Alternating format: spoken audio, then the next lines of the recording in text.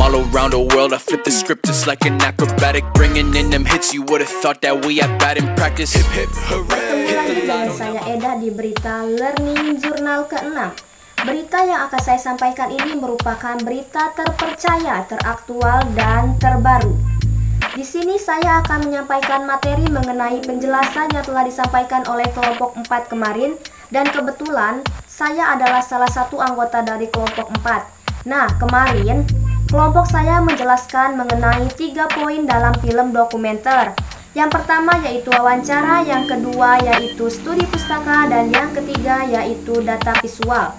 Baik, untuk yang pertama yaitu mengenai wawancara. Mungkin kita sudah tidak asing lagi dengan yang namanya wawancara, karena yang namanya makhluk sosial itu tidak akan luput dari yang namanya interaksi, komunikasi, dan wawancara. Nah, wawancara dalam film dokumenter ini adalah sebuah proses tanya jawab yang dilakukan oleh seorang narator kepada narasumber yang dilakukan untuk mendapatkan sebuah informasi atau data yang terpercaya. Jadi, dalam film dokumenter ini wawancara atau narasumber yang ditentukan bukan sembarangan orang. Jadi memang narasumber ini adalah orang yang mengetahui letak atau kejadian yang sedang kita cari informasinya dari suatu masalah tersebut. Yang selanjutnya itu ada yang namanya studi pustaka. Nah, studi pustaka itu sendiri adalah sebuah proses pengumpulan data dengan mencari referensi, literatur, atau data-data yang nantinya akan dijadikan sebagai proses pembuatan film dokumenter, baik dari teori ataupun dari manapun. Baik, yang ketiga yaitu adalah data visual. Nah, dalam data visual ini merupakan sebuah proses yang dilakukan untuk menggambarkan informasi yang telah didapat, baik itu menggunakan diagram batang, diagram garis, maupun tabel. Yang penting data yang disajikan itu mudah untuk dipahami oleh orang lain. Nah, dari ketiga tema tersebut atau ketiga poin yang telah disampaikan oleh kelompok kami, baik itu wawancara, studi pustaka, maupun data visual, semuanya itu dilakukan untuk mencari suatu informasi atau data yang benar-benar terjadi, yang nantinya akan dijadikan sebuah acuan untuk membuat film yang faktual dan dapat dipertanggungjawabkan kebetulannya dan kebenarannya. Nah, kemudian kemarin ada yang bertanya kepada kelompok kami, apa sih perbedaan dari studi pustaka dalam film dokumenter atau dalam film atau dalam penelitian.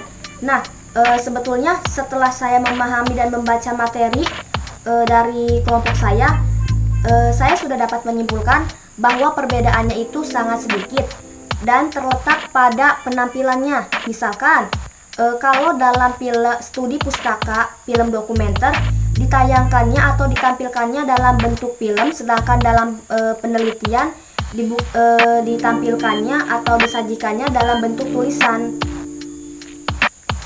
Kemudian kelompok kami kemarin telah menyampaikan resensi film Negeri di Bawah Kabut. Nilai konselingnya itu yang pertama itu ketika terjadinya sebuah perubahan cuaca yang sangat tidak dapat diduga, petani itu merasa cemas, khawatir, bingung.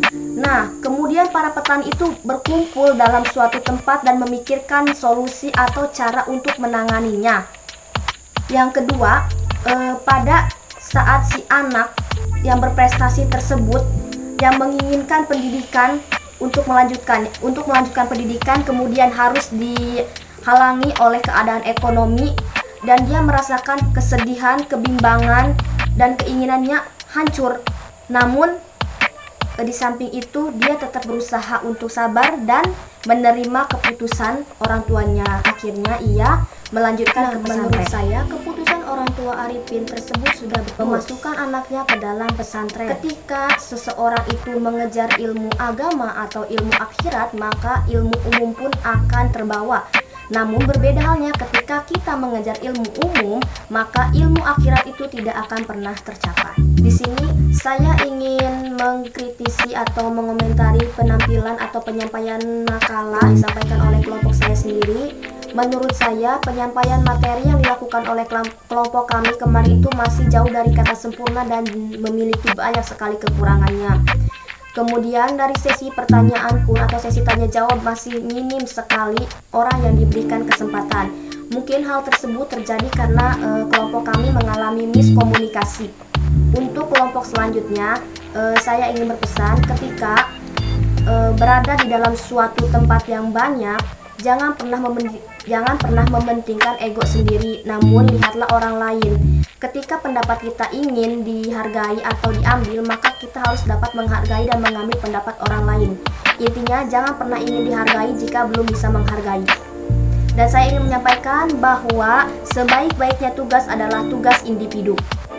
Kurang lebihnya mohon maaf, mungkin hanya itu berita dan penjelasan yang akan saya sampaikan pada pertemuan sekarang. Sampai jumpa, selamat sore dan selamat berlibur.